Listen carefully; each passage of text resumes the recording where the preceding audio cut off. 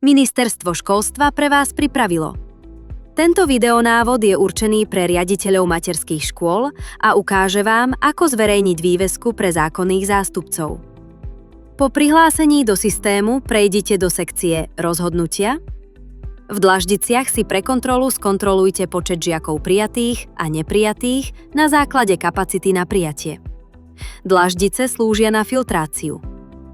Pod dlaždicami sa nachádzajú jednoduché návody, ktoré rozbalíte kliknutím na plus. Pod návodmi sú tlačidlá na export. Ak vyberiete žiakov jednotlivo alebo zvolíte Vybrať všetky, môžete pre archiváciu alebo kontrolu stiahnuť XLS súbor kliknutím na Exportovať vo XLS. Vygeneruje a stiahne sa tabuľka pre vašu archiváciu a kontrolu. Tlačidlo Žiadosť o podporu slúži na rýchle skontaktovanie sa s podporou systému, ak by vám niečo nebolo jasné alebo potrebujete poradiť. Vyplňte aj hlavičku rozhodnutia, aby ste mali na všetkých dokumentoch správny údaj.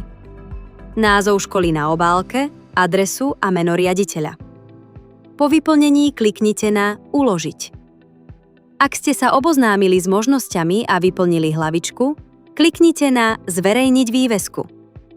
V prvom kroku vidíte tabuľku.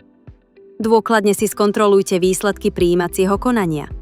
Skontrolujte vývesku a v prípade, že všetky údaje sú v poriadku, pokračujte kliknutím na možnosť Ďalej. Zobrazí sa vám náhľad vývesky v podobe, v akej bude oficiálne zverejnená.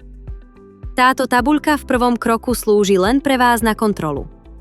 V druhom kroku už vidíte tabuľku s kódmi žiakov, ktorú uvidia zákonní zástupcovia a žiaci. Kliknutím na Zverejniť zverejníte túto vývesku. Projekt je realizovaný a financovaný prostredníctvom Plánu obnovy a odolnosti Slovenskej republiky.